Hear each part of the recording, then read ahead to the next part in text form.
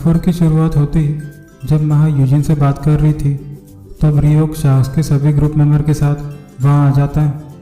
महा को यूजिन के साथ देखकर रियोक को यह बात पसंद नहीं आती, जिस वजह से वो वहां से चले जाते हैं। जिसके बाद हम सभी म्यूजिक प्रोड्यूसर्स को एक मीटिंग में देखते हैं, जहां मीटिंग के दौरान इस बात को अनाउंस किया जाता है कि नए ट्रेनी मेंबर्स को परफॉर्म करने के लिए कम समय दिया जाएगा, क्योंकि शाहस ग्रुप को अचानक से उस प्रोग्राम में ऐड कर दिया गया है, जिस वजह से नए आर्टिस्ट का जो समय 3 मिनट था उसे 2 मिनट कर दिया गया है। जिसके बाद हम बाकी सभी प्रोड्यूसर्स को परेशान देखते हैं, पर जिहाक हमें हंसते हुए दिखते हैं, क्योंकि उन्हें पता है कि सीईओ पार्क्स ने जानबूझ के ये बात की है। जिसके बाद हम एक फ्लैशबैक देखते हैं, जहां जिहाक म्यूजिक स्टेडियम में टी पार्टी की परफॉर्मेंस को दिखाकर लाइव परफॉर्मेंस की परमिशन लेने के लिए आए थे, पर स्टेडियम से बाहर की तरफ निकलते हुए सीईओ पार्क्स उन्हें देख लेते हैं और जिहाक को वहां पर देखकर सीईओ पार्क्स ने सेम प्रोग्राम में शार्स ग्रुप को भेज दिया। पार्क्स वो दिन को याद करते हैं जब जिहाक उनके ऑफिस में आके पार्क्स से कहते हैं कि उन्हें अपने ग्रुप के एक एक सदस्य की कोई कीमत नहीं और वो बस उनसे बदले में पैसे की उम्मीद करते हैं। और तभी हमें पता चलता है कि जिहाक ने एनर्जी एंटरटेनमेंट पार्क्स से झगड़ा करने के बाद छोड़ा था और इसी चीज़ का बदला लेने के लिए सीईओ पार्क्स ने शार्स ग्रुप को प्रोग्राम में ऐड किया ताकि टी पार्टी का परफॉर्मेंस टाइमिंग कम कर दिया जाए। जिसके बाद हम म्यूजिक स्टेडियम में देखते हैं, जहां सभी नए आर्टिस्ट को पता चलता है कि शार्स ग्रुप के प्रोग्राम में ऐड कर दिए जाने की वजह से उनका परफॉर्मेंस टाइम कम कर दिया जा रहा है। तो इस बात से सभी नए आर्टिस्ट उदास हो जाते हैं, पर स्पार्कलिंग ग्रुप को इस बात से कोई फर्क नहीं पड़ता, क्योंकि वो एक मशहूर बैंड है, जिस वजह से उन्हें परफॉर्म करने के लिए पूरा समय दिया जाएगा। पर यूजिन को पता है कि महा के नए होने की वजह से उसका समय काट दिया गया होगा। यून के चेहरे पर खुशी साफ जाहिर होती है, तो यूजिन वहां से गुस्सा होकर बाहर चले जाता है, तो बाहर उसे वहां उदास दिखती है। जिसके बाद वो सीधा शार्स ग्रुप के प्राइवेट रूम में चले जाता है और चिल्लाना शुरू कर देता है, क्योंकि कई साल पहले शार्स ग्रुप ने एक प्रेस कॉन्फ्रेंस के दौरान ये बात अनाउंस की थी कि वो किसी भी टीवी शो या अवार्ड फंक्शन में परफॉर्म नहीं करेंगे, क्योंकि वो भी इस बात को समझते हैं। और आगे वो इस बात को बताते हैं कि जब शार्स ग्रुप का डेब्यू हुआ था तो प्रोग्राम के बीच में एक बड़े ग्रुप के आने की वजह से उनका परफॉर्मेंस टाइम को कम कर दिया गया था। और आगे वो सभी से ये वादा करते हैं कि वो ऐसा किसी नए ग्रुप के साथ नहीं करेंगे। तो यूजिन उन्हें ये सारी बातें याद दिला देता है, जिसे सुन लेने के बाद रियोक यूजिन से कुछ भी नहीं कह पाता। और उसी दौरान लालिमा भी वहाँ पर आ जाती है, जिसका किसी और स्टेडियम में शो था। तो लालिमा यूजिन से कहती है कि तुमने इस इंडस्ट्री में कई साल काम किया, पर इसके बावजूद तुम्हें इतनी छोटी सी बात नहीं पता कि शोज़ के डिसीजन आर्टिस्ट नहीं बल्कि उन्हें स्पॉन्सर करने वाली कंपनियां डिसाइड करती हैं। और आगे वो रियो को इट्स ओके कहती है और वहां से चले जाती है।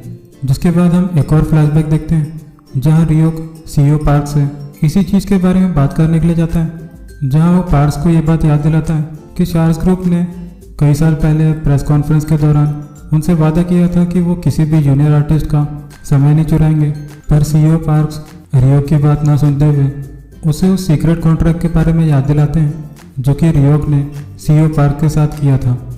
और आगे पार्क्स उसे धमकी देते हुए कहते हैं कि अगर रियोक ने उनकी बात नहीं मानी तो इसका अंजाम बुरा होगा। जिसके बाद रियोक कुछ भी नहीं कह पाता। फिर आगे हम जिहाक को देखते हैं, जो कि टी पार्टी के सॉन्ग को 2 मिनट तक एडिट करके ला चुके हैं। और आगे हम मैनेजर जुन को यूजिन के मैनेजर मतलब कि मैनेजर टाई के पास उसकी कंप्लेंट देते हैं और वो यूजिन पर चिल्ला के वहाँ से चले जाते हैं, जिस बात से यूजिन और भी ज़्यादा उदास हो जाता है। पर आगे मैनेजर टाई उसे समझाते हैं कि उसे परफॉर्मेंस पर ध्यान देना चाहिए और इससे पहले कि ऑडियंस वहाँ आ जाए वो सभी अपने डांस प्रैक्टिस की रिहर्सल्स कर रहे होते हैं। जहाँ यूजिन को पहली बार परफॉर्म करते हुए देख महा खुश हो जाती है, लेकिन जब रियो वहाँ पर आ जाता है तो वो उसे देखकर उससे गुस्सा हो जाती है। वहीं यूजिन डांस करते वक्त उन दोनों को ही देख रहा होता है। तो आगे जब यूजिन डांस करके वापस बैक स्टेज आ जाता है तो शीम उसके डांस की तारीफ करना चाहती थी, पर वो कुछ कह नहीं पाती क्योंकि यूजिन का सारा ध्यान महा की तरफ था। तो आगे स्टेज में रिहर्सल की बारी टी पार्टी ग्रुप की होती है, जहाँ वो तीनों ही लड़कियाँ बहुत अच्छे से डांस करते हैं, पर परफॉर्मेंस के दौरान उनकी नज़र कैमरा की ओर नहीं होती, जिस वजह से शो का प्रोड्यूसर उन तीनों ही लड़कियों के परफॉर्मेंस को अच्छा नहीं कहता। तो जिहाक उन तीनों को समझाते हुए कहते हैं कि मुझे पता है कि तुम तीनों पहली बार कैमरा के सामने परफॉर्म कर रही हो, पर तुम्हें न चाहते हुए भी परफॉर्म करते वक्त कैमरा से आई कांटेक्ट बनाना होगा। जिसके बाद वो सभी उनसे हाँ कहती है। तो जैसे ही शो स्टार्ट होता है सबसे पहला परफॉर्मेंस शाहज ग्रुप का होता है। शो के मेकर्स चाहते थे कि उनके शो की स्टार्टिंग काफ़ी भारी होनी चाहिए, जिस वजह से वो शाहज ग्रुप को सबसे पहले परफॉर्म करने के लिए कहते हैं। शाहज के परफॉर्मेंस के दौरान उनके फैंस ज़ोर ज़ोर से उनका नाम चिल्ला रहे होते हैं। शाहज के परफॉर्मेंस हो जाने के बाद टी पार्टी ग्रुप की बारी आती है, जहां वो तीनों ही लड़की स्टेज में जाकर लाइव ऑडियंस के सामने नर्वस हो जाती हैं। और क्योंकि महा और रियोक की फ़ोटो वायरल हो चुकी थी, तो वहाँ बैठे काफ़ी सारे फैंस उनसे नाराज़ होते हैं। पर टी पार्टी ग्रुप को इस बात से कोई फ़र्क नहीं पड़ता। वो बस अपने परफॉर्मेंस में ध्यान देते हुए कैमरा से आई कांटेक्ट बनाए हुए रखते हैं। और आगे हम रियोक को टी पार्टी ग्रुप की परफॉर्मेंस को देखते हुए पाते हैं। उन तीनों ही लड़की की परफॉर्मेंस अच्छी चल रही होती है, पर एक डांस स्टेप के दौरान जैसे ही वो तीनों गोल घूमकर रुकती हैं, तो वहाँ उनका सॉन्ग स्टॉप हो जाता है, जिस वजह से वो तीनों ही काफ़ी ज़्यादा हैरान हो जाती हैं। और उनके साथ साथ यूजिन, जिहाक, डायरेक्टर और रियोक को भी शौक लगता है, क्योंकि आज अगर इनका परफॉर्मेंस रोक दिया गया तो उन्हें स्टार बनने का दोबारा से मौका नहीं मिलेगा। और तभी महा घबराते हुए उस इंसिडेंट को याद करती है, जब टी पार्टी ग्रुप के तीनों ही सदस्यों को डेब्यू करने से पहले स्टेज से उतार दिया गया था।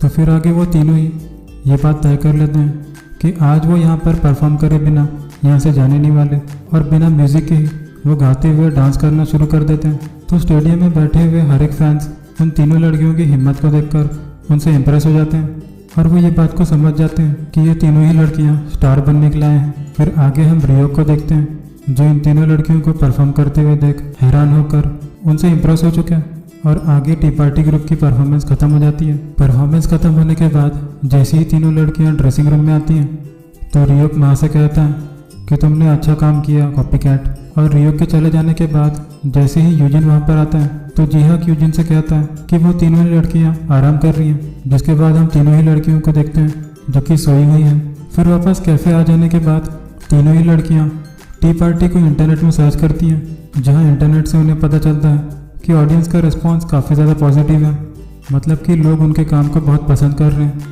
जिस बात से वो तीनों ही खुश हो जाती हैं। और इसके साथ साथ जिहाक के फ़ोन में काफ़ी सारे प्रोड्यूसर्स का कॉल आना शुरू हो जाता है, तो वो तीनों ही बहुत ज़्यादा खुश हो जाती हैं, क्योंकि अब वो तीनों भी मशहूर हो चुकी हैं।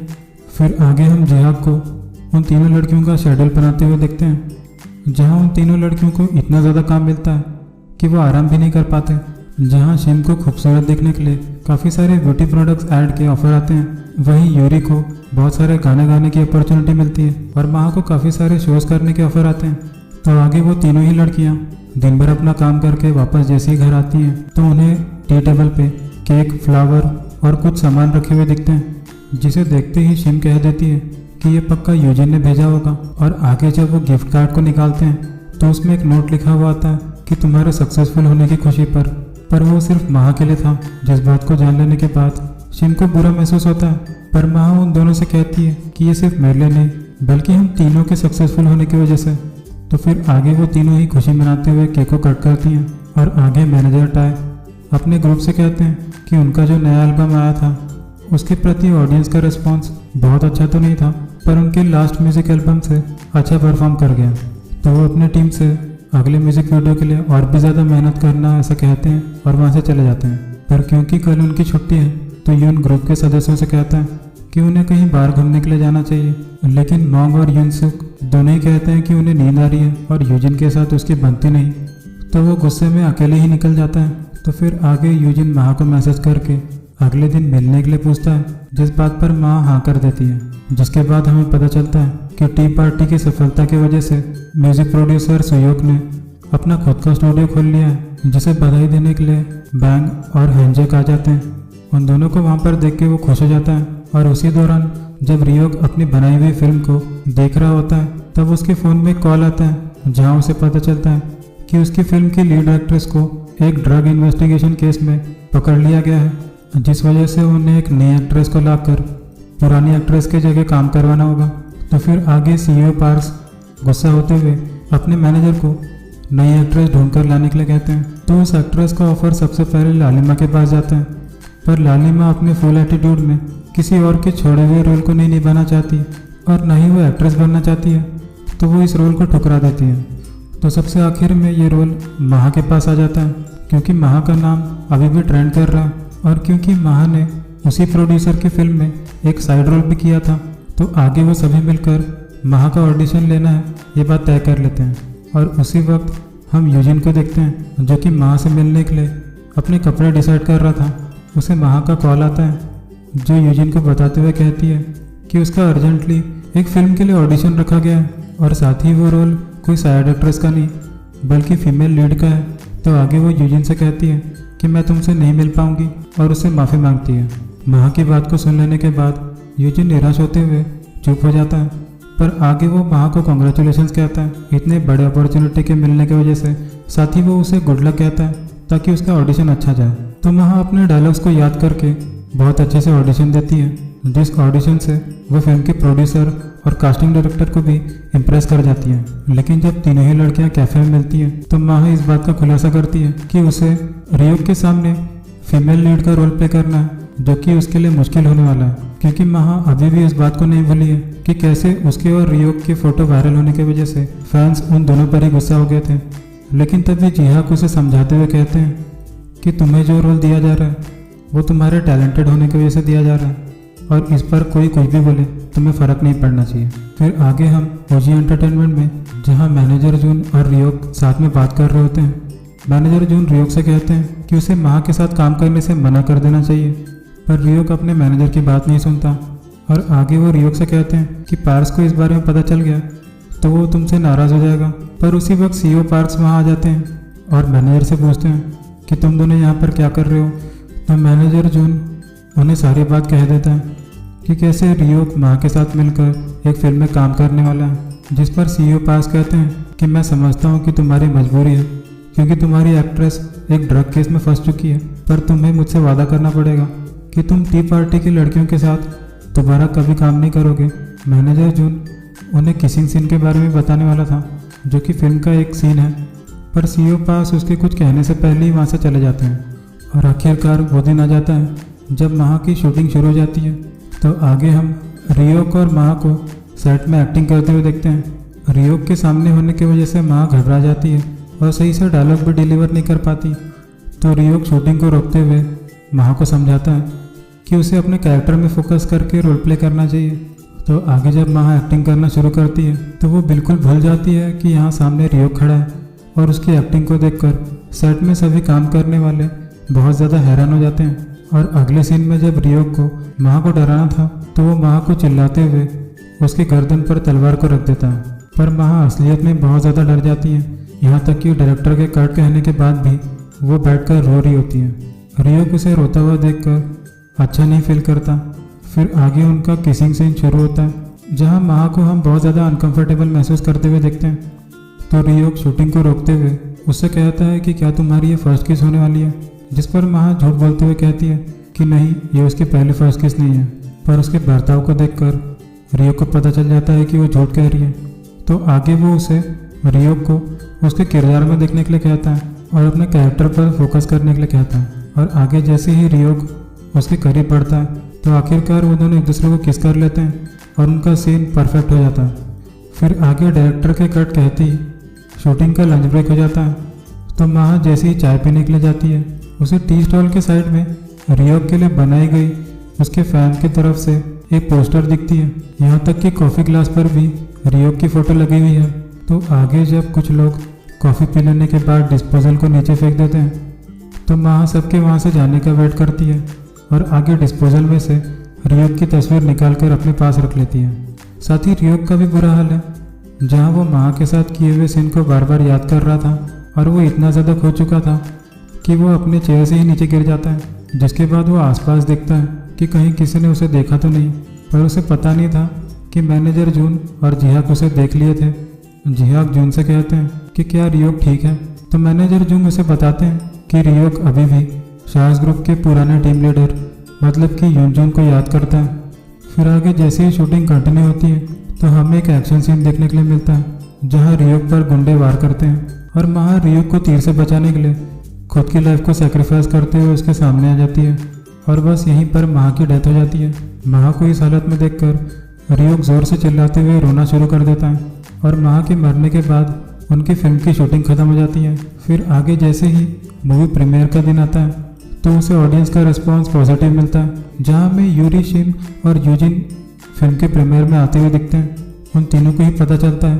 फिर आगे उन तीनों को पता चलता है कि महा को प्रीमियर पर नहीं बुलाया गया, पर इसके बावजूद फिल्म के पोस्टर में हमें महा का नाम देखने के लिए मिलता है, जिस बात से यूजिन को खुशी महसूस होती है। फिर आगे वो तीनों फिल्म को देखना शुरू कर देते हैं। फिल्म की शुरुआत में वो तीनों ही काफ़ी एक्साइटेड होते हैं, लेकिन जब स्क्रीन में उन्हें महा और रियोक एक दूसरे को किस करते हुए दिखते हैं तो वो तीनों ही बहुत ज़्यादा हैरान हो जाते हैं।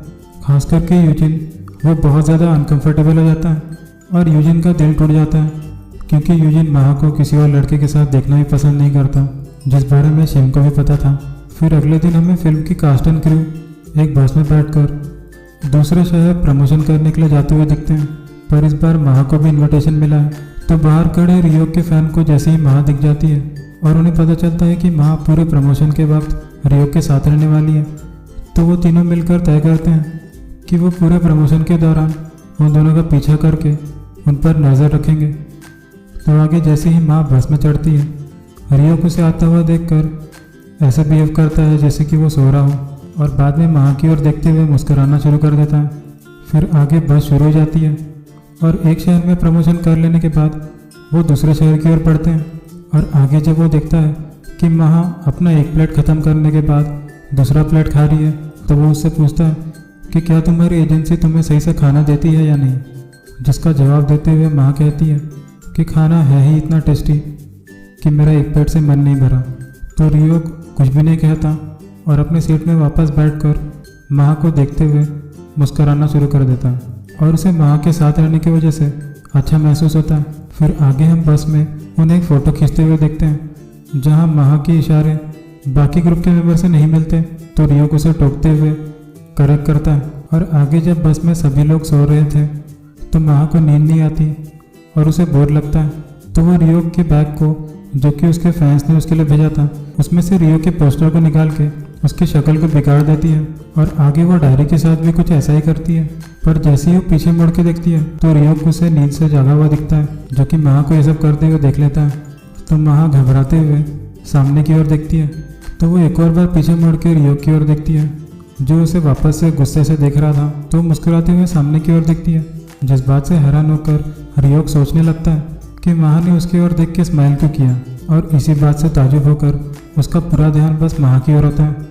और आगे जैसे ही महा अपने होटल में पहुंचती है तो उसे पता चलता है कि उसका बैग और रियोक का बैग एक्सचेंज हो चुका है, और क्योंकि महा ने रियोक के बैग से सामान निकाल के उसके साथ छेड़छाड़ की थी, तो वो इस बात से घबरा जाती है। और उसी वक्त रियोक को पता चलता है कि उसके पास भी गलत बैग आ गया है, जिसमें उसका फेवरेट माउथ फ्रेशनर नहीं है। तो आगे वो मैनेजर जून को नया माउथ फ्रेशनर ढूंढ के लाने के लिए कहता है, और इसके साथ साथ रियोक की फैन क्लब, जो कि महा और रियोक पर नज़र रखी हुई है, वो तय करते हैं कि वो वापस चले जाएंगे। लेकिन तभी उन्हें रियोक के कुछ फैंस होटल के अंदर चोरी छुपे जाते हुए दिखते हैं, जिनका पीछा करते हुए वो भी उनके पीछे चले जाते हैं। और इन सभी को होटल के अंदर जाते हुए मैनेजर जून उनका पीछा करते हैं।